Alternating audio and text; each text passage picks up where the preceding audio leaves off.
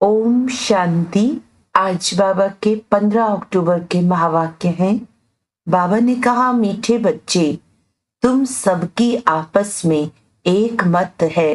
तुम अपने को आत्मा समझ एक बाप को याद करते हो तो सब भूत भाग जाते हैं। प्रश्न है, पद्मा पदम भाग्यशाली बनने का मुख्य आधार क्या है?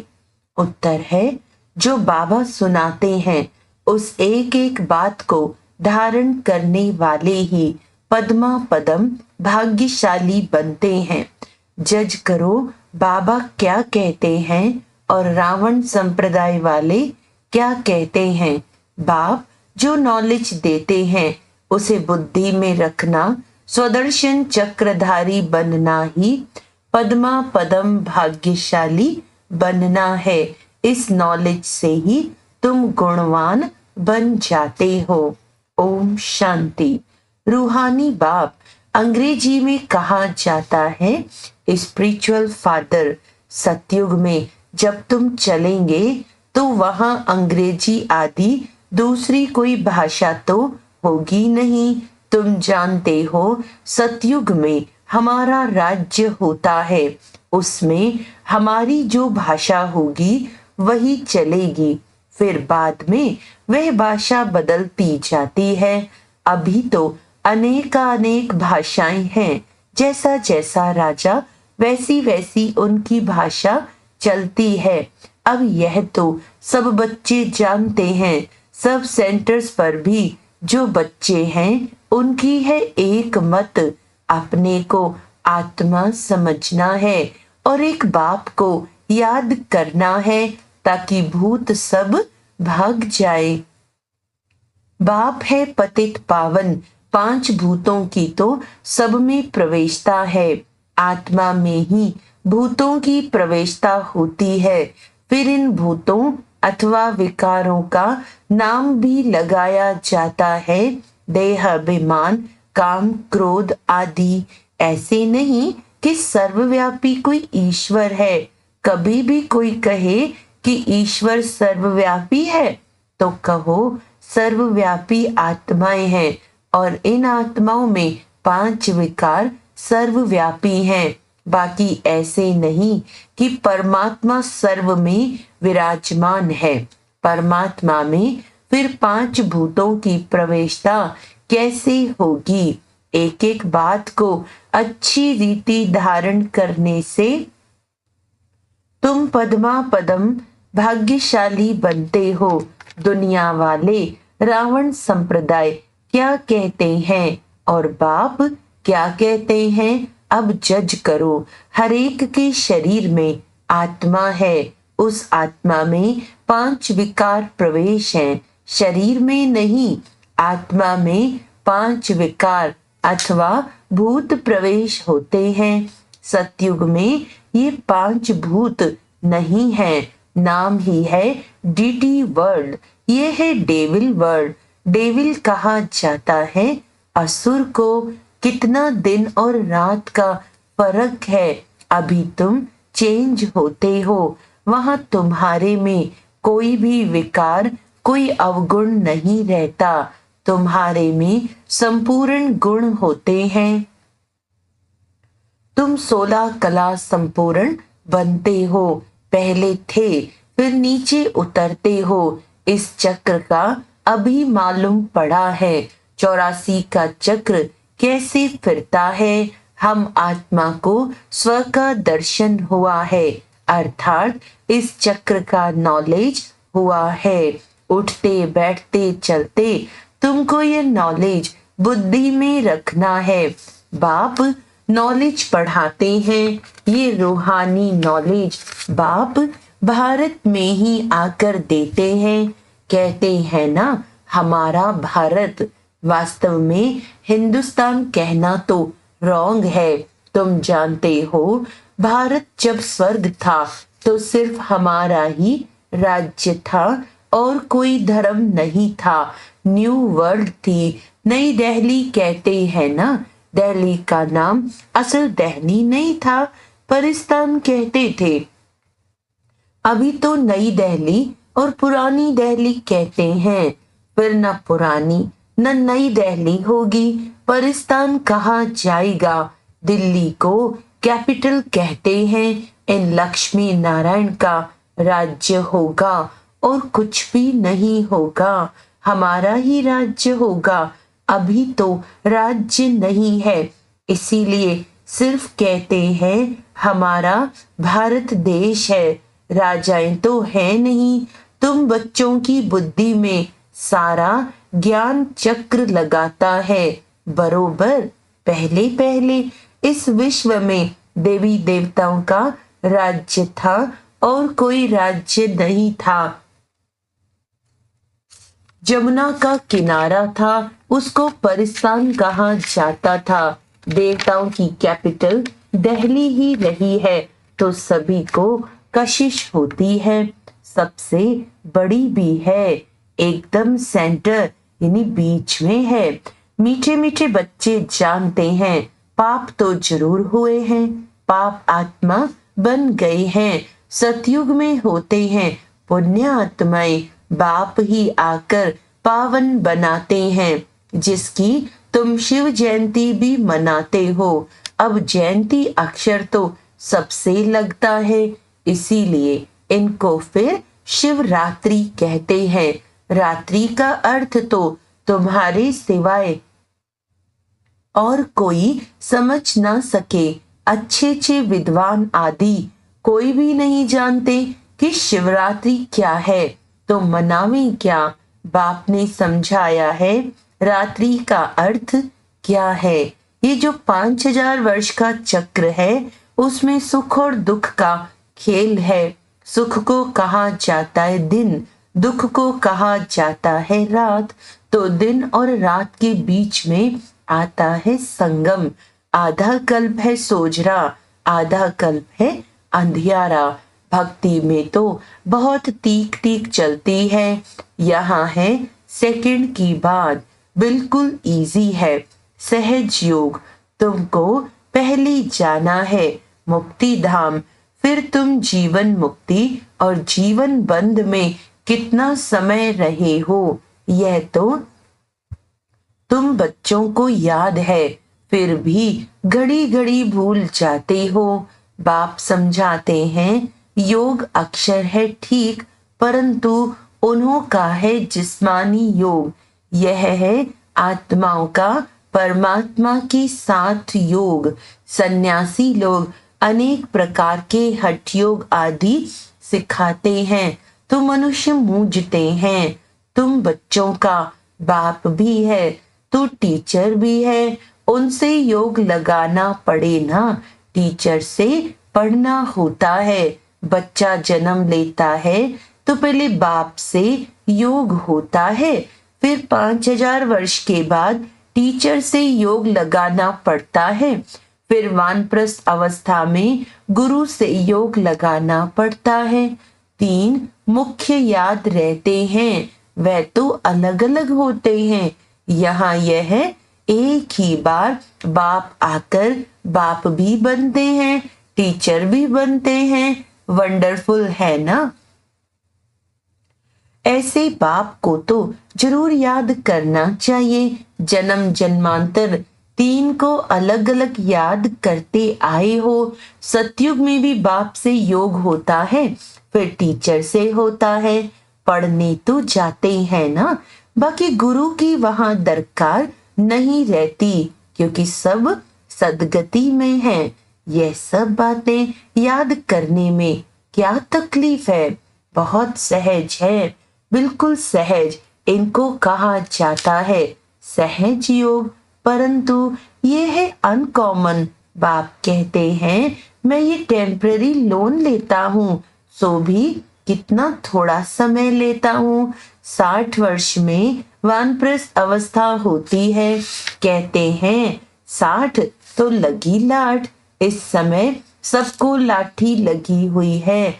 सब वानप्रस्थ निर्वाण धाम में जाएंगे। वह है स्वीट होम, स्वीटेस्ट होम। उनके लिए ही कितनी अथाह भक्ति की है।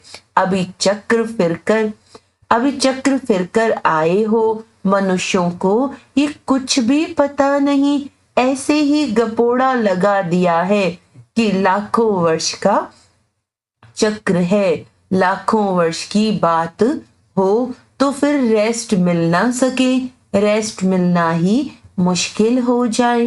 तुमको रेस्ट मिलती है, उसको कहा जाता है silence home in corporeal world. यह है स्थूल स्वीट होम, वह है मूल स्वीट होम। आत्मा बिल्कुल छोटा रॉकेट है, इनमें तीखा भागने वाला कोई होता नहीं। यह तो सबसे तीखा है। 1 सेकंड में शरीर छूटा और यह भागा, दूसरा शरीर तो तैयार रहता है। ड्रामा अनुसार पूरे टाइम पर उनको जाना ही है। ड्रामा कितना एक्यूरेट है, इनमें कोई इनएक्यूरेसी है नहीं, ये तुम जानते हो। बाप भी ड्रामा अनुसार बिल्कुल एक्यूरेट टाइम पर आते हैं। 1 सेकंड का भी फर्क नहीं पड़ सकता है। मालूम कैसे पड़ता है कि इनमें बाप भगवान है। जब नॉलेज देते हैं, बच्चों को बैठ समझाते हैं, शिवरात्रि भी मनाते हैं ना। मैं शिव कब कैसे आता हूँ वह तुमको तो पता नहीं है। शिवरात्रि कृष्ण रात्रि मनाते हैं, राम की नहीं मनाते, क्योंकि फर्क पड़ गया ना। शिवरात्रि के साथ श्री कृष्ण की भी रात्रि मना लेते हैं, परंतु जानते कुछ भी नहीं। यहाँ है ही आसुरी रावण राज्य। ये समझने की बातें हैं। ये तो है बाबा। बूढ़े को बाबा कहेंगे, छोटे बच्चे को बाबा थोड़ी कहेंगे।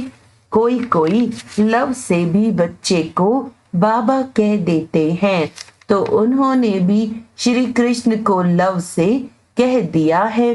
बाबा तो तब कहा जाता है जब बड़े हों और फिर बच्चे पैदा करते हों। श्री कृष्ण खुद ही प्रिंस है, उनको बच्चे कहाँ से आए? बाप कहते ही हैं, मैं बुजुर्ग तन में आता हूँ। शास्त्रों में भी है, परंतु शास्त्रों की सब बातें एक्यूरेट नहीं होती।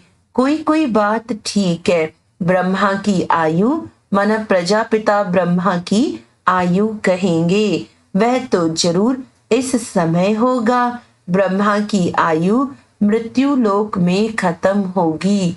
यह कोई अमर लोक नहीं है। इनको कहा जाता है पुरुषोत्तम संगम युग। ये सिवाय तुम बच्चों के और कोई की बुद्धि में नहीं हो सकता। बाप बैठ बताते हैं, मीठे मीठे बच्चों, तुम अपने जन्मों को नहीं जानते हो।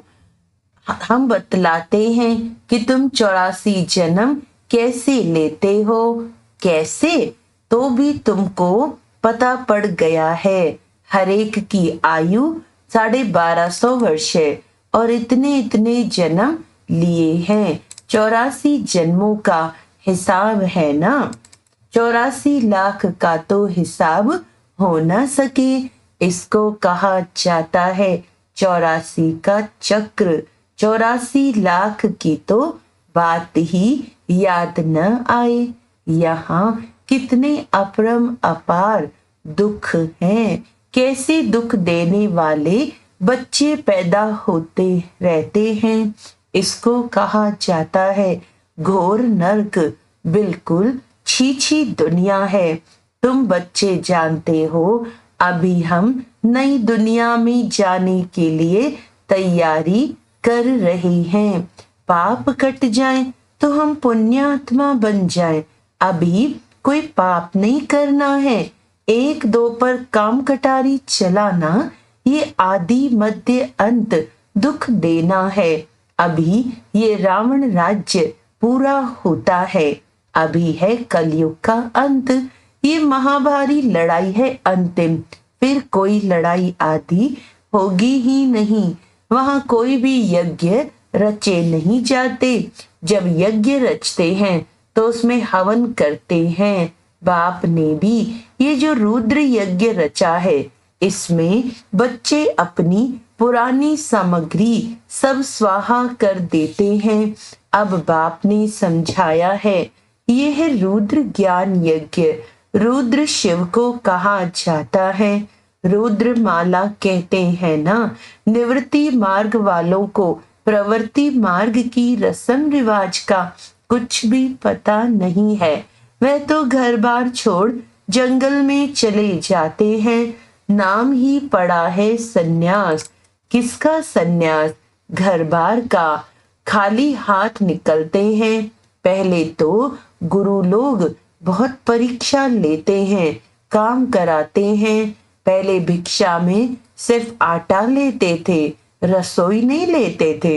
उन्हों को जंगल में ही रहना है, वहां कंद मूल फल मिलते हैं। यह भी गायन है। जब सतो प्रधान सन्यासी होते हैं तब ये खाते हैं।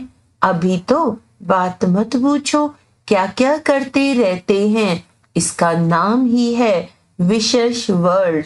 वह है वाइसलेस वर्ल्ड। तो अपने को विशेष समझना चाहिए ना। बाप कहते हैं सतयुग को कहा जाता है शिवालय, वाइसलेस वर्ल्ड। यहाँ तो सब है पतित मनुष्य। इसीलिए देवी देवता के बदले नाम ही हिंदू रख दिया है। बाप तो सब बातें समझाते रहते हैं। तुम असल में हो ही बेहद बाप के बच्चे। वह तो तुम्हें 21 जन्मों का वर्षा देते हैं। तो बाप मीठे मीठे बच्चों को समझाते हैं, जन्म जन्मांतर के पाप तुम्हारे सिर पर हैं।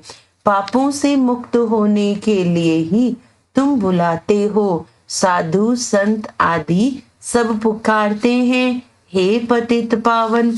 अर्थ कुछ नहीं समझते, ऐसे ही गाते रहते हैं, ताली बजाते रहते हैं। उनसे कोई पूछे परमात्मा से योग कैसे लगाए, उनसे कैसे मिले, तो कह देंगे वह तो सर्वव्यापी है।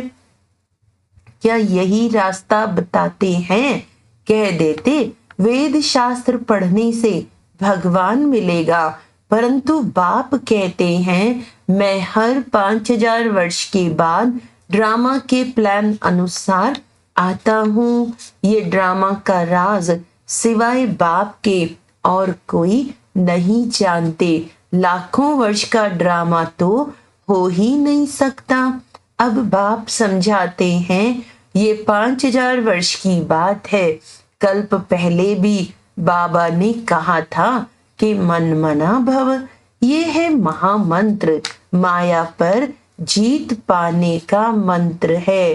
बाप ही बैठ अर्थ समझाते हैं, दूसरा कोई अर्थ नहीं समझाते। गाया भी जाता है ना, सर्व का सदगति दाता एक। कोई मनुष्य तो हो नहीं सकता।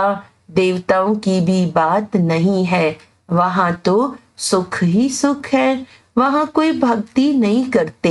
भक्ति की जाती है भगवान से मिलने के लिए। सतयुग में भक्ति होती नहीं, क्योंकि किस जन्मों का वर्षा मिला हुआ है।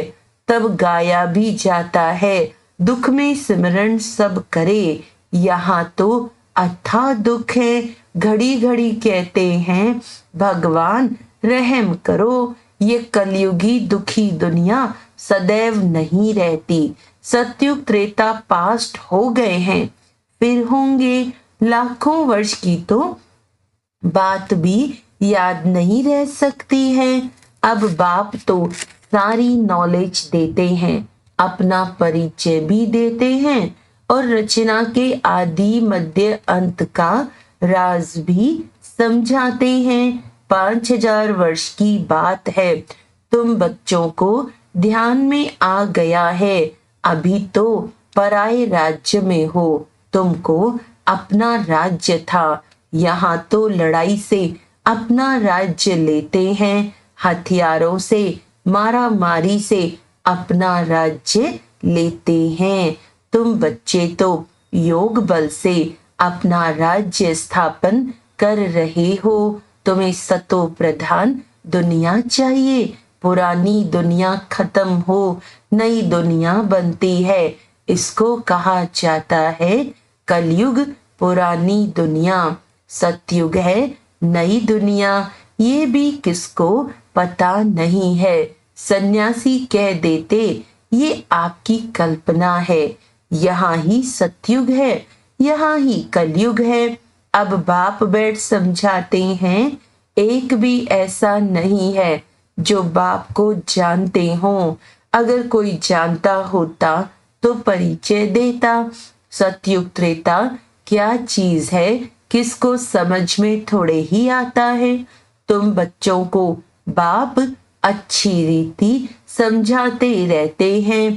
बाप ही सब कुछ जानते हैं। जानी जाननहार अर्थात नॉलेजफुल है। मनुष्य सृष्टि का बीज रूप है। ज्ञान का सागर सुख का सागर है। उनसे ही हमको वर्षा मिलना है।